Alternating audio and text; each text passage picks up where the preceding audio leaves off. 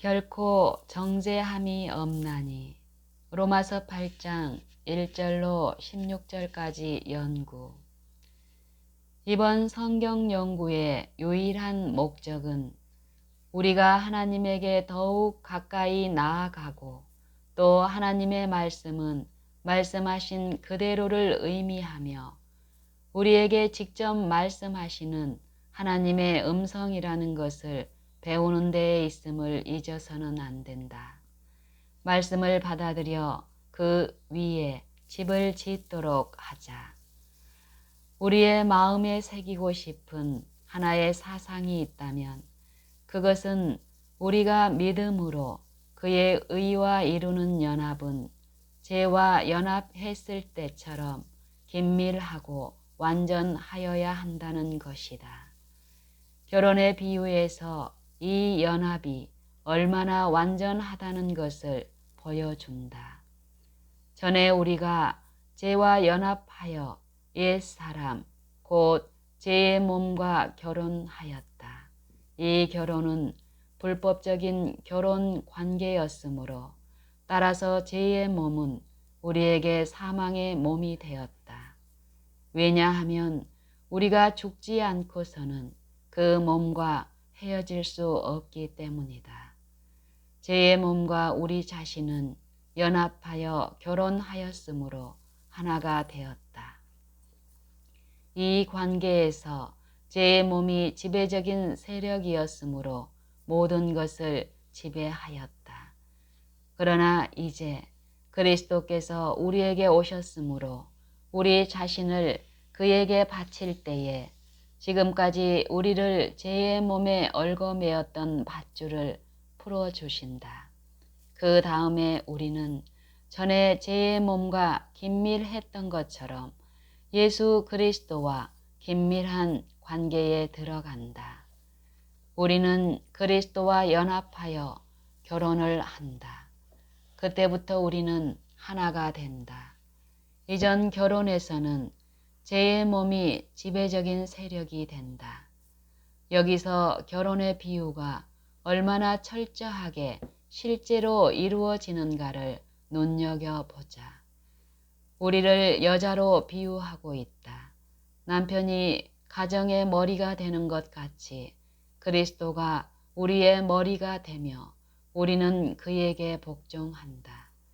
우리는 그리스도와 한 몸이다. 우리가 그리스도와 한 육신이 되었다는 것은 얼마나 고상한 사상인가.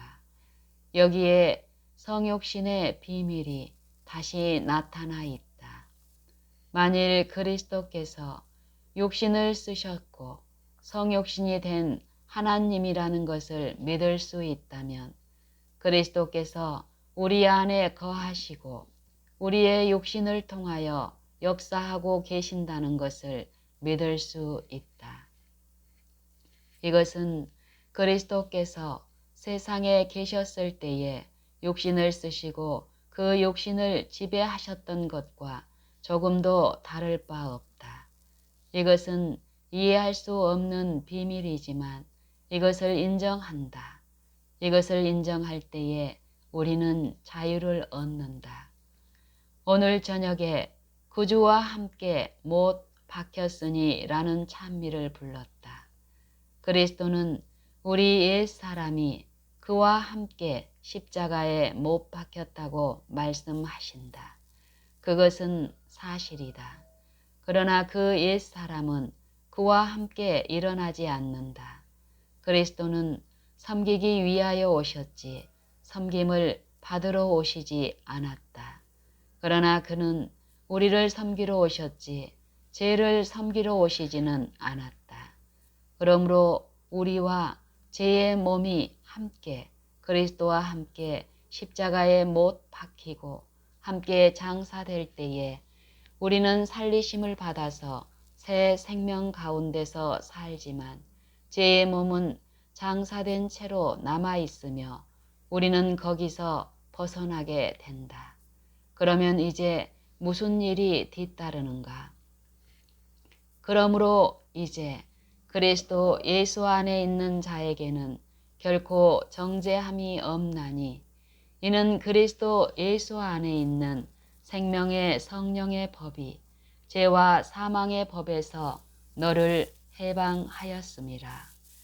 율법이 육신으로 말미암아 연약하여 할 수 없는 그것을 하나님은 하시나니 곧 죄를 인하여 자기 아들을 죄 있는 육신의 모양으로 보내어 육신의 죄를 정하사 육신을 좇지 않고 그 영을 좇아 행하는 우리에게 율법의 요구를 이루어지게 하려 하심이니라. 육신을 좇는 자는 육신의 일을, 영을 좇는 자는 영의 일을 생각하나니. 로마서 8장 1절로 5절. 만일 예수께서 믿음을 따라 우리를 능히 구원하실 수 있다는 것을 마음에 새기고 믿는다면 이 성경절은 우리가 그 위에 집을 지을 수 있는 견고한 반석이 될 것이다. 그러므로 이제 그리스도 예수 안에 있는 자에게는 결코 정죄함이 없나니 이 말씀에는 하나의 실제 체험적인 사상이 들어있으며 이 말씀으로부터 많은 사람들이 번민하며 의문을 제기한다. 그들은 이렇게 말한다. 나는 이론적으로 이 모든 말씀을 다 믿고 또 이 말씀과 완전히 조화를 이루고 있다. 그리스도께서 죄를 씻을 수 있다는 것을 안다. 죄를 자백하면 그는 미쁘고 의로우사 나를 용서하시고 모든 불의에서 깨끗하게 하시는 것을 믿는다. 그런데 내 마음에 생기는 의문은 나의 모든 죄를 다 자백했는가 하는 것이다. 나는 이것 때문에 번민하고 있다. 만일 나의 모든 죄를 자백했다는 것을 확신할 수만 있다면 이 약속을 주장하고 나에게 정죄함이 없다는 것을 믿을 수 있겠다.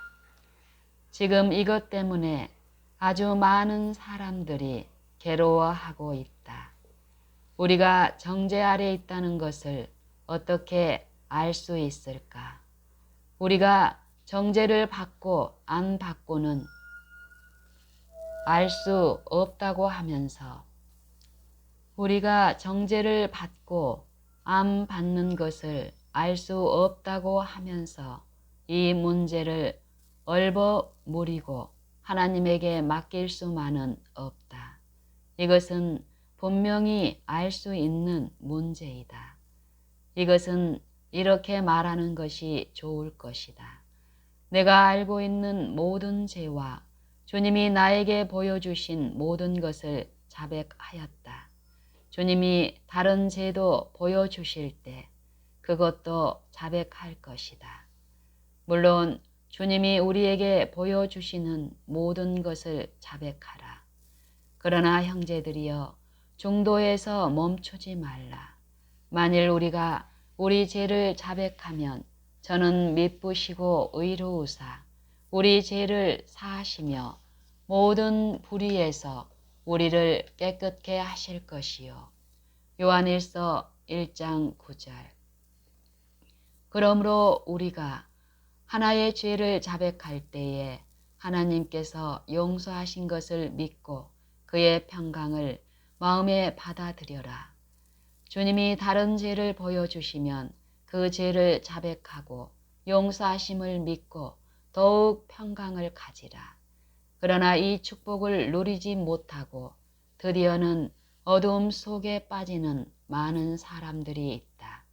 왜냐하면 그들의 죄를 자백했을 때에 용서하심을 받아들이고 그 결과로 받는 자유에 대하여 하나님에게 감사하지 않기 때문이다. 그런데 우리가 알고 있는 모든 죄를 다 자백했지만 아직 알지 못하여 자백하지 않은 다른 죄가 있을까봐 감히 정죄함이 없다는 것을 여전히 인정하지 않는다고 말하는데 이것이야말로 정말 하나님에게 큰 욕을 돌리고 있는 것이다.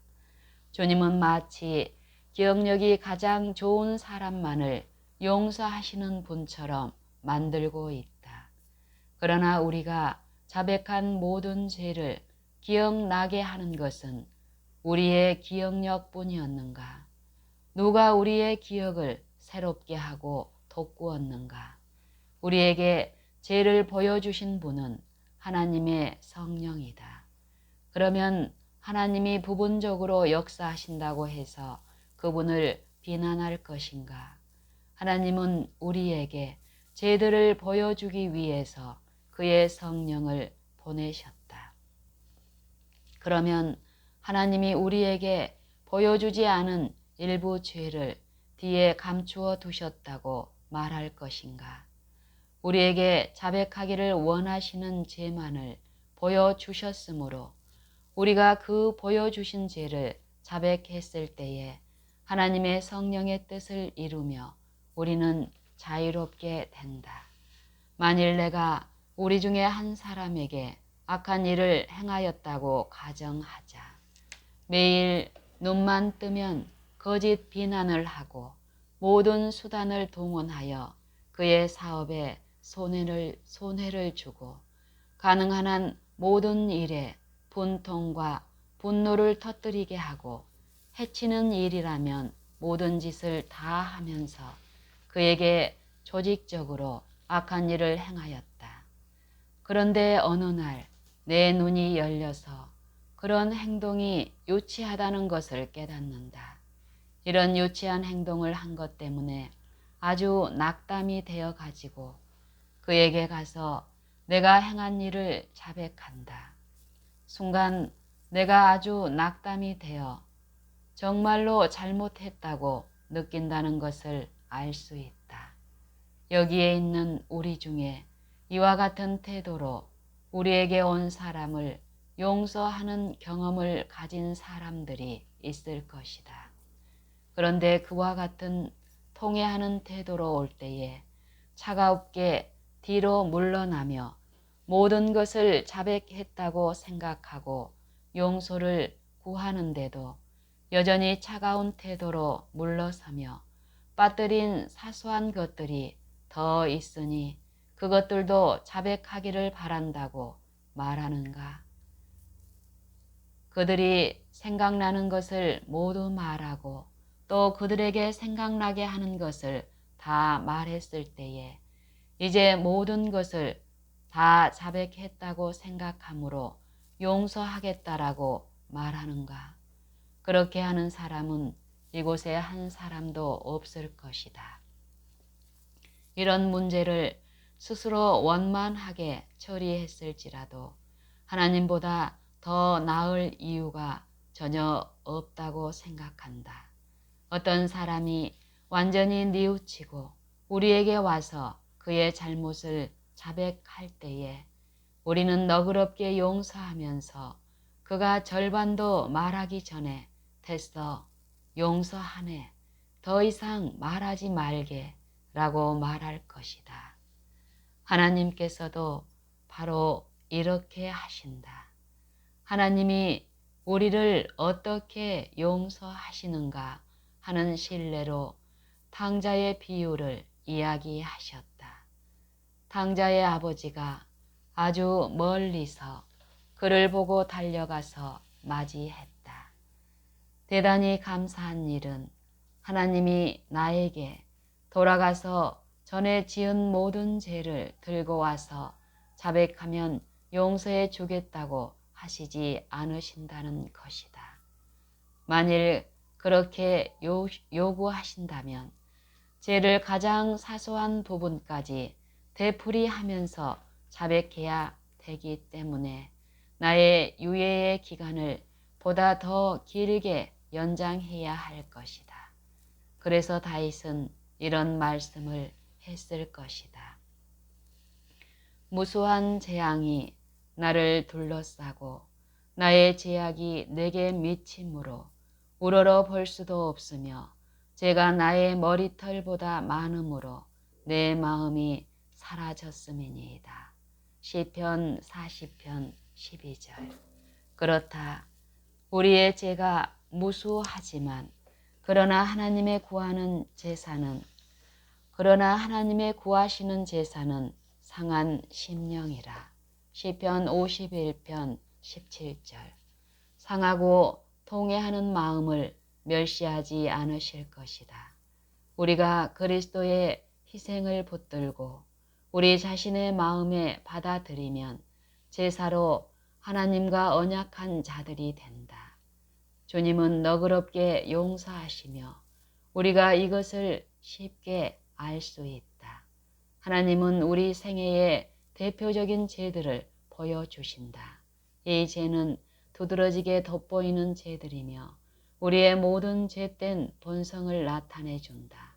그러므로 우리의 모든 생애는 죄의 생애라는 것을 알고 하나님께 와서 죄를 자백한다. 그런데 우리는 생각하기를 우리가 죄를 자백한 것은 하나님이 죄를 보여주셨기 때문이요. 아직 자백하지 않은 죄가 있는데 그것은 우리 스스로 찾아서 구할 때까지 하나님께서는 용서하지 않을 것이라고 생각하면서 하나님께 욕을 돌릴 것인가? 그러나 하나님은 그런 식으로 우리를 대하시지 않는다. 그의 사랑과 긍휼은 무한하다. 아비가 자식을 불쌍히 여김같이 여호와께서 자기를 경외하는 자를 불쌍히 여기시나니. 시편 103편 13절. 이제 또 다른 점을 보도록 하자. 그러므로 이제 즉 육신을 좇지 않고 그 영을 좇아 행하는 그리스도 예수 안에 있는 자에게는 결코 정죄함이 없나니. 어떤 사람은 이렇게 말한다. 내가 그리스도를 받아들였는데 지금 하루나 일주일의 생애를 돌아다 보면 내 행위에서는 불완전함 밖에 찾아볼 수 없다. 그러므로 정죄의식을 느끼게 되고 자유하게 설 수가 없다. 이런 실패들을 볼 때에 나에게 정죄함이 없다고 어떻게 말할 수 있겠는가? 이것은 우리로부터 하나님의 용납하심과 평강을 빼앗으려는 사단의 간교한 속임이다. 그러한 행위로 의롭게 되기를 기대하는가? 만일 그렇다면 우리는 처음부터 큰 잘못을 범하고 있다. 율법의 행위로 그의 앞에 의롭다 하심을 얻을 육체가 없나니 우리가 의롭게 되기 위하여 곧 예수만을 바라보아야 한다. 어떤 사람은 장차 넘어질 것을 두려워한다고 말한다. 우리는 두려워할 필요가 없다. 바울은 나의 의뢰한 자를 내가 알고 또한 나의 의탁한 것을 그날까지 저가 능히 지키실 줄을 확신함이라고 말한다. 디모데후서 1장 12절. 내가 무엇을 그에게 의탁했는가? 나의 생애를 의탁했으며 그가 나의 생애를 능히 지키실 수 있다. 우리가 하늘나라에 들어갈 때에 우리가 행한 가장 선한 행위들을 뒤돌아 보지 않을 것이며 아주 선하게 행하였기 때문에 의롭다함을 받지 않은 것을 하나님에게 감사할 것이다. 우리를 사랑하사 그의 피로 우리 죄에서 우리를 해방하신 그에게 우리의 기쁨의 찬송을 드릴 것이다. 계시록 1장 5절. 그러므로 우리가 그에게 복종하고 끊임없이 그를 위하여 죽을 때에 우리 스스로는 할 수 없는 일들을 그가 우리에게 해 주신다는 것을 알 수 있다. 끊임없이 그를 바라보자. 그러나 그로부터 우리의 눈을 돌리고 죄를 지을 때에 그는 그 죄에 대하여 책임을 지지 않으신다. 계속 그를 바라보고 있는 한 정죄함이 없다. 그렇게 해보라. 그러면 그것이 사실임을 알 것이다. 예수 그리스도 안에 있는 자들에게는 정죄가 없다는 것은 하나의 엄연한 사실이다. 왜 그러한가? 이는 그리스도는 예수 안에 있는 생명의 성령의 법이 죄와 사망의 법에서 나를 해방하였음이라. 이는 그리스도 예수 안에 있는 생명의 성령의 법이 죄와 사망의 법에서 나를 해방하였음이라. 우리의 죄 가운데서 율법은 우리에게 사망이 된다. 율법이 의를 주장하지 않는 사람들에게 사망이 될 뿐만 아니라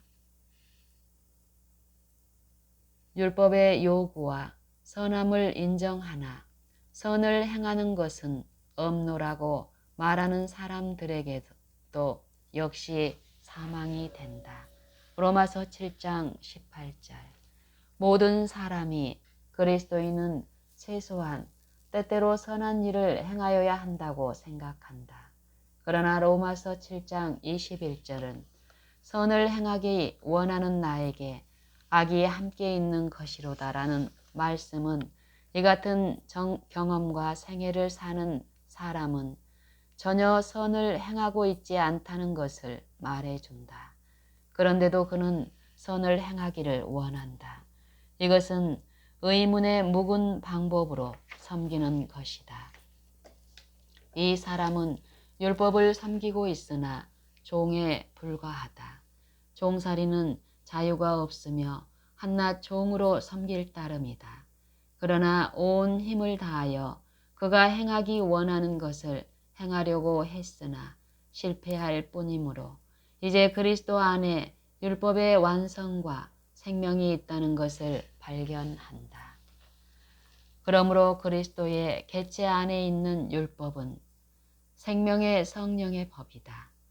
그러므로 그는 그리스도의 생명을 얻고 그리스도 안에 있는 율법을 받고 하나님의 영으로 섬기고 율법의 법조문을 따라 섬기지 않는다. 이와 같이 율법을 섬기는 종살이에서 구원을 받아 율법 안에 있는 자유에 들어간다. 그 안에는 엄청나게 많은 풍성한 진리가 들어있다.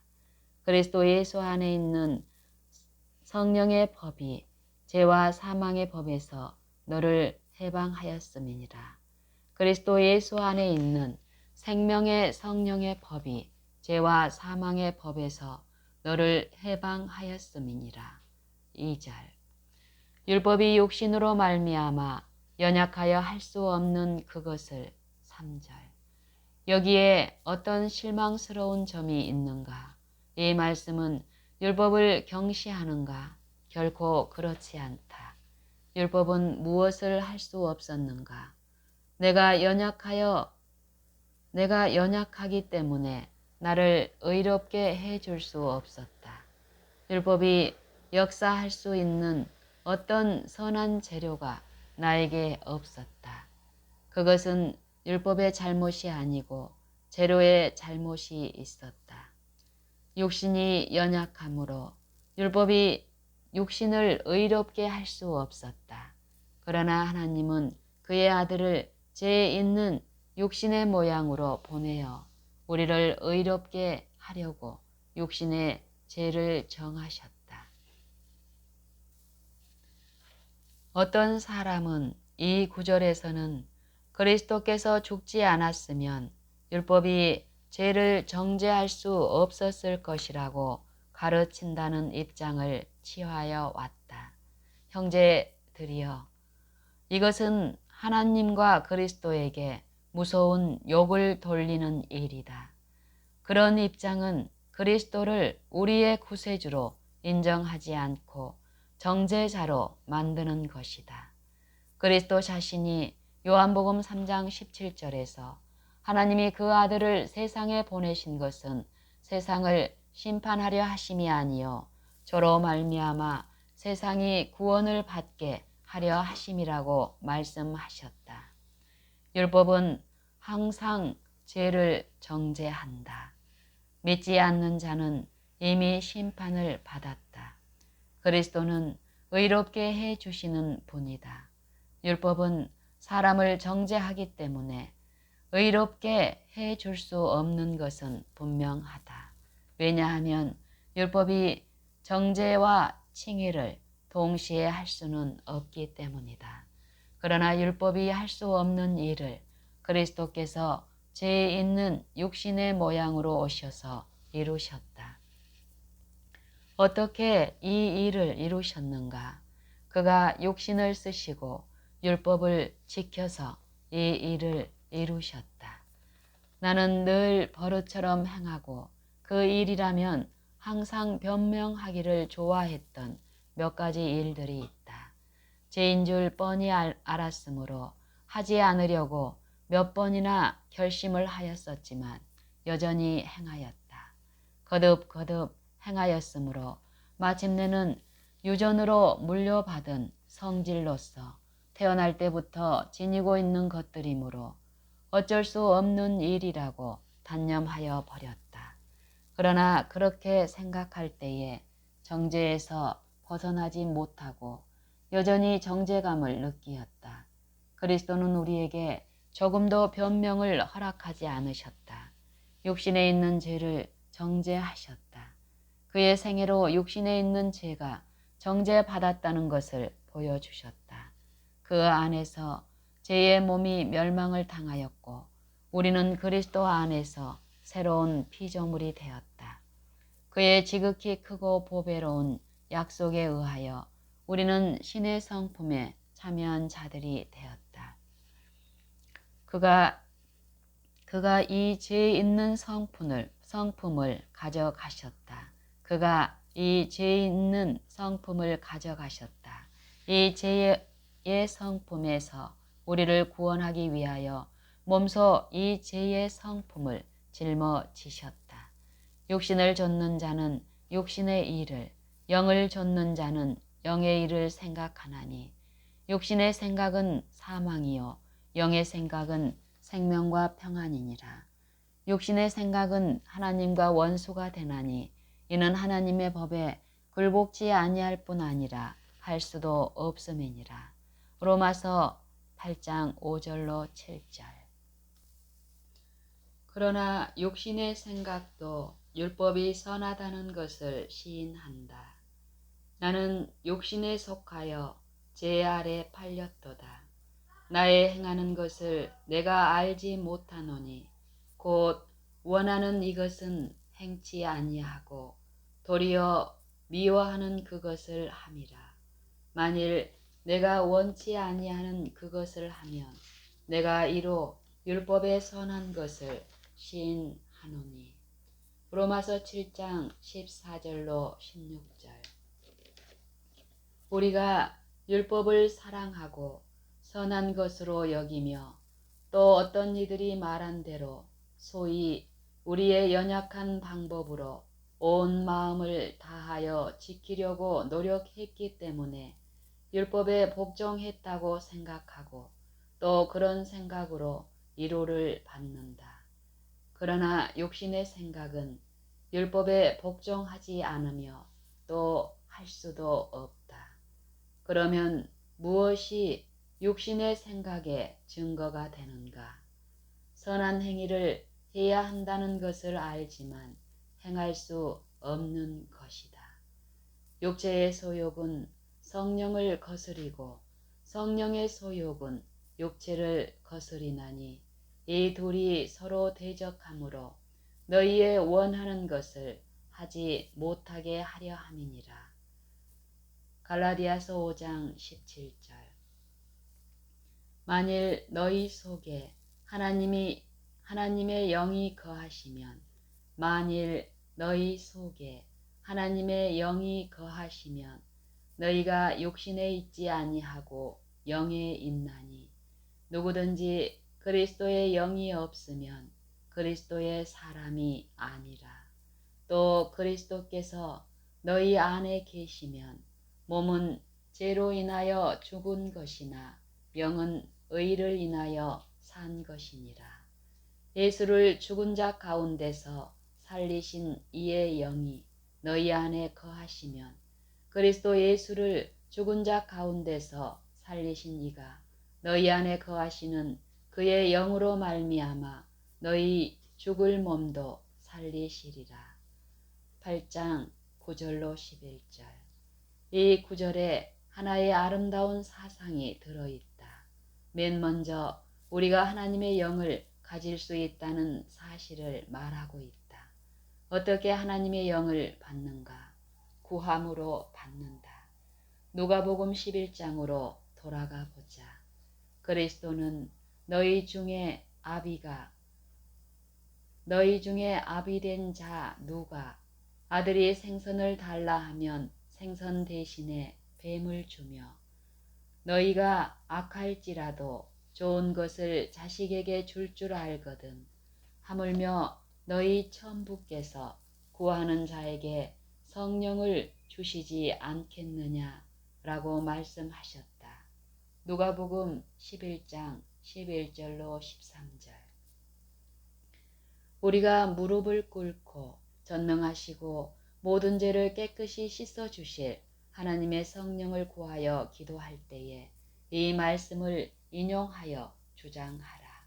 만일 자녀들이 와서 어떤 생활 필수품을 달라고 한다면 그들이 원하는 것들을 어떻게 하면 줄 수 있나를 알기 위하여 온갖 방법을 다 연구할 것이다. 우리는 가난하고 연약하고 초라하지만 하나님은 무한하시다. 그러므로 우리가 자녀들에게 좋은 것을 주기 위하여 하는 것 이상으로 우리에게 필요한 것을 무한정으로 주시기를 기뻐하신다. 성령을 우리에게 주시고 우리가 성령을 가지게 되기를 열망하신다. 더욱 그리스도는 나를 믿는 자는 그 배에서 생수의 강이 흘러나리라고 말씀하셨다. 요한복음 7장 38절. 이것은 그가 주실 성령을 말한 것이다. 또 물가에 있는 여인에게 내가 주는 물을 먹는 자는 영원히 목마르지 아니하리니 나의 주는 물은 그 속에서 영생하도록 솟아나는 샘물이 되리라고 말씀하셨다. 요한복음 4장 14절. 왜 그렇게 되는가? 예수를 죽은 자 가운데서 살리신 이의 영이 너희 안에 거하시면 그리스도 예수를 죽은 자 가운데서 살리신 이가 너희 안에 거하시는 그의 영으로 말미암아 너희 죽을 몸도 살리시리라. 8장 11절. 여기에 다시 부활의 소망이 있다. 그리스도의 영이 우리 안에 거하실 때에 무엇만이 남아있는가? 오직 우리의 죽을 몸을 일으키고 살리는 것만이 남아있다. 그러므로 형제들아, 우리가 빚진 자로 돼 육신에게 져서 육신대로 살 것이 아니니라.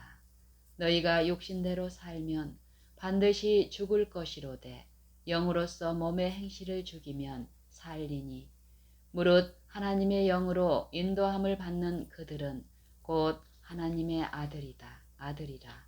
너희는 다시 무서워하는 종의 영을 받지 아니하였고 양자의 영을 받았으므로 아바 아버지라 부르짖느니라. 8장 12절로 15절. 우리가 다시는 무서워하는 종의 영을 받지 않았다. 오, 이것을 기억하라. 그는 우리에게 그의 영을 이제 주셨는데 우리가 두려워해야 할 것인가? 이사야는 내가 의뢰하고 두려움이 없으리니 라고 말했다. 이사야 12장 2절. 그렇다. 우리가 다시는 두려워하는 종의 영을 받지 않았다. 온전한 사랑은 두려움을 내어 쫓는다. 아브라함을 생각하라. 우리의 유익을 위하여 그에 관해서 기록한 무슨 말씀이 있는가? 우리의 연약함을 생각할 필요가 없고 믿음에 견고하여 하나님에게 영광을 돌리고 약속하신 그것을 능히 이루실 것을 알아야 한다. 그렇다. 우리는 죄인들의 이같이 자기에게 거역한 일을 참으신 자를 생각해야 할 것이다. 히브리서 12장 3절. 아버지라는 말은 아버지를 의미한다. 맨 먼저 알아야 할 일은 그분은 하늘에 계시고 하나님이시고 능력이 무한하시며 아주 광대하심으로 섬들을 하나의 작은 조약돌 들듯 할 수 있으며 그에게는 열국이 물통 속의 물방울과 같으며 저울의 작은 눈같이 생각된다는 것을 깨닫는 것이다. 그가 이렇듯 크시고 두려운 분이셨지만 우리가 그에게 가서 그를 우리 아버지라고 부를 수 있다.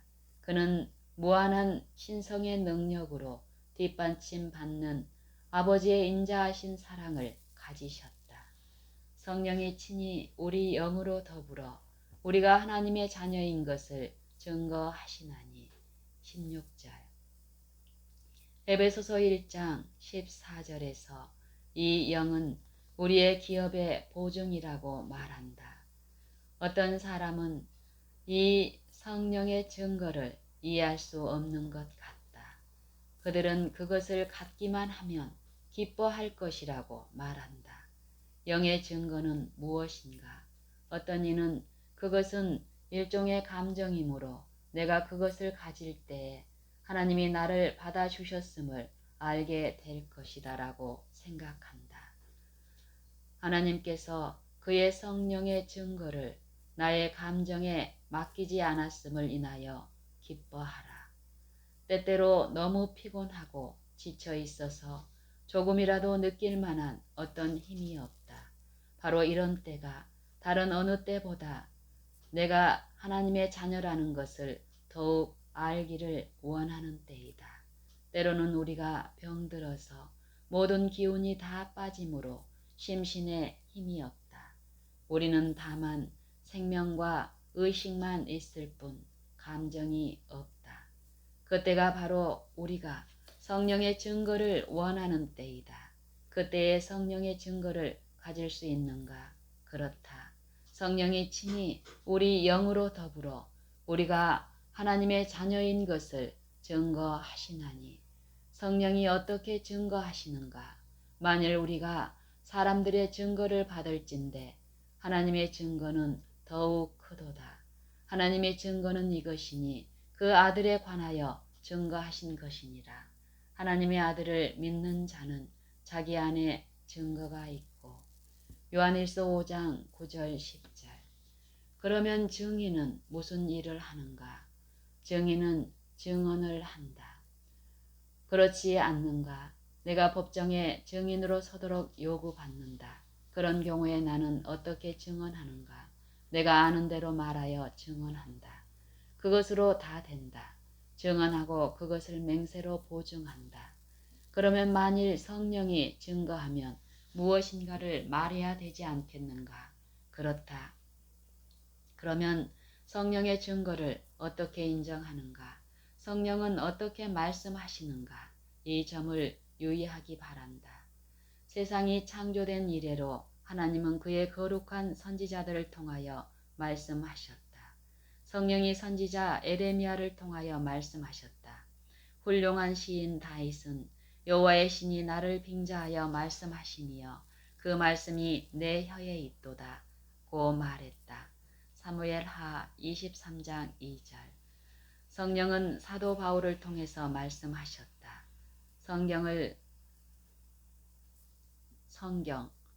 이 성경은 누구의 말씀인가? 이것은 하나님의 말씀이다. 이 말씀에서 누가 말씀하시는가? 하나님의 영이 말씀하신다.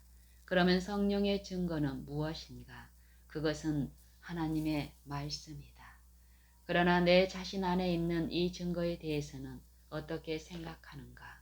로마서 10장 6절로 8절에서 사도 바울의 말씀을 기억하자. 내 마음에 누가 하늘에 올라가겠느냐 하지 말라 하니 올라가겠느냐 함은 그리스도를 모셔 내리려는 것이요. 혹 누가 음부에 내려가겠느냐 하지 말라 하니 내려가겠느냐 함은 그리스도를 죽은 자 가운데서 모셔 올리려는 것이라. 그러면 무엇을 말하느냐?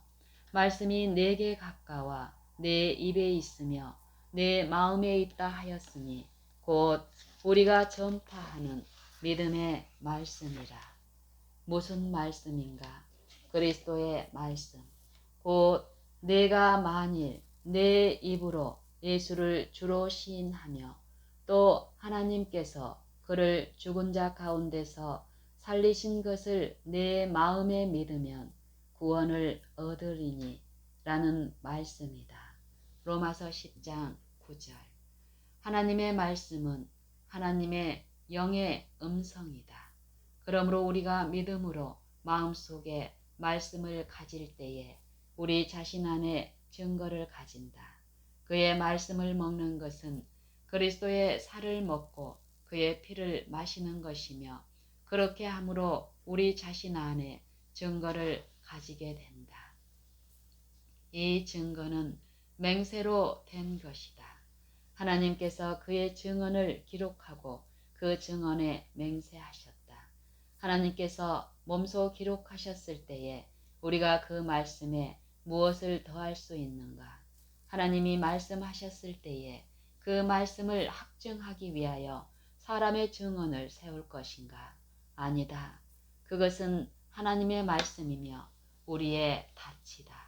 그것은 우리의 유일한 소망이며 튼튼하고 견고한 영혼의 닻이다.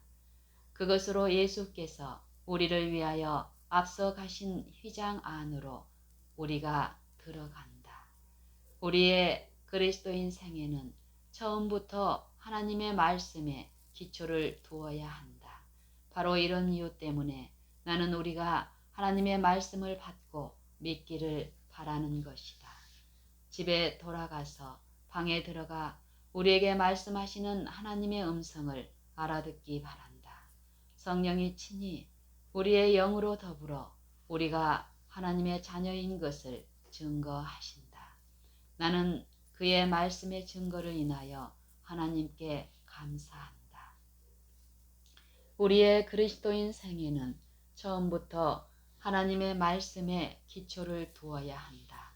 바로 이런 이유 때문에 나는 우리가 하나님의 말씀을 받고 믿기를 바라는 것이다. 우리에게 말씀하시는 하나님의 음성을 알아듣기 바란다. 성령이 친히 우리의 영으로 더불어 우리가 하나님의 자녀인 것을 증거하신다. 나는 그의 말씀의 증거를 인하여 하나님에게 감사한다. 자녀이면 후사, 자녀이면 또한 후사, 곧 하나님의 후사요 그리스도와 함께한 후사니. 17절. 형제들이여, 이 말씀이 하나님의 자녀는 어떤 자들이라는 것을 말해준다. 보라, 아버지께서 어떠한 사랑을 우리에게 주사 하나님의 자녀라 일컬음을 얻게 하셨는고. 요한일서 3장 1절. 보라, 우리가 하나님의 자녀라 부름을 받게 되었다. 이것은 엄청난 것이어서 인간의 마음으로는 전혀 이해할 수가 없다. 아무것도 받을 가치가 없는 가난하고 무가치하고 불쌍한 인간들이었지만 하나님이 우리를 무한히 사랑하셨으므로 우리를 고귀하게 만들어서 그의 자녀가 되게 하셨으며 또한 그리스도에게 주는 모든 것을 우리에게 주신다.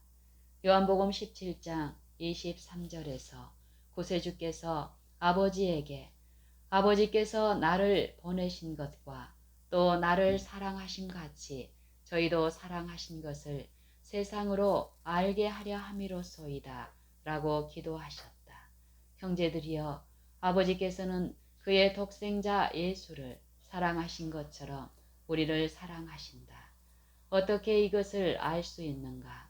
이 성경 말씀에서뿐만 아니라 우리를 죽음에서 구원하기 위하여 그의 외아들을 죽게 하신 사실에서 확실히 알 수 있다. 하나님께서 그리스도를 향하여 가지신 모든 사랑을 우리도 함께 누린다. 우리는 하나님의 후사요 그리스도와 함께한 후사이다.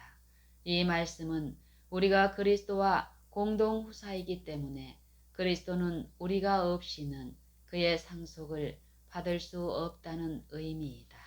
만일 당신과 내가 어떤 자산의 공동 상속인이라면 당신은 내가 당신과 함께 상속을 받지 않으면 상속을 받을 수 없다. 그러므로 지금 그리스도께서 아버지의 오른편에서 가지고 계시는 것은 무엇이나 우리에게 주시기 위해서이다. 그는 하늘에서 하나님의 오른편에 계심으로 우리도 그와 함께 살리심을 받고 일으키심을 받아 그리스도 예수와 같이 하늘에 함께 앉게 되었다. 이와 더불어 그리스도께서 그의 보좌에 앉으실 때에 우리도 함께 앉게 될 것이다. 고린도전서 2장 9절에서 이렇게 기록하고 있다. 하나님이 자기를 사랑하는 자들을 위하여 예비하신 모든 것은 눈으로 보지 못하고 귀로도 듣지 못하고 사람의 마음으로도 생각지 못하였다. 이것은 유업과 관계를 가지고 있으나 모두 미래로만 미루지 않는다. 바로 앞의 말씀을 살펴보자. 오직 비밀한 가운데 있는 하나님의 지혜를 말하는 것이니 곧 감추었던 것인데 하나님이 우리의 영광을 위하사 만세전에 미리 정하신 것이라. 이 지혜는 이 세대의 관원이 하나도 알지 못하였나니 만일 알았다면 영광의 주를 십자가에 못 박지 아니하였으리라. 고린도전서 2장 7절 8절. 고린도전서 2장 10절에서 오직 하나님이 성령으로 이것을 우리에게 보이셨으니 라는 말씀이 있는 것을 보면 그들은 그 유업을 알았었을 것이다. 이것은 지금 하나님이 우리에게 계시하시는 것이다. 우리는 이것을 모두 새 예루살렘의 황금거리와 진주문과 벽옥으로 쌓은 성벽으로만 미룰 것이 아니다. 과거에 이런 것들을 보지 못한 유일한 이유는 육신에 속한 사람은 그것을 알 수 없기 때문이다. 이것은 귀한 사상이므로 여러분이 깨닫기를 바란다.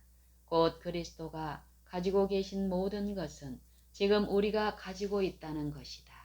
옛날의 다윗과 같이 우리도 내게 줄로 재어준 구역은 아름다운 곳에 있으며 옛날의 다윗과 같이 우리도 내게 줄로 재어준 구역은 아름다운 곳에 있으며 나의 기업이 실로 아름답도다 라고 말할 수 있다.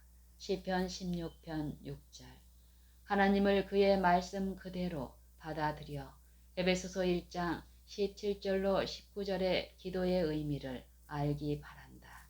우리 주 예수 그리스도의 하나님, 영광의 아버지께서 지혜와 계시의 정신을 너희에게 주사 하나님을 알게 하시고 너희 마음 눈을 밝히사 그의 부르심의 소망이 무엇이며 성도 안에서 그 기업의 영광의 풍성이 무엇이며 그의 힘의 강력으로 역사하심을 따라 믿는 우리에게 베푸신 능력의 지극히 크심이 어떤 것을 너희로 알게 하시기를 구하노라. 만일 우리에게 이 지혜가 부족하면 모든 사람에게 후히 주시고 꾸짖지 아니하시는 하나님에게 구하자. 그리하면 우리에게 주실 것이다.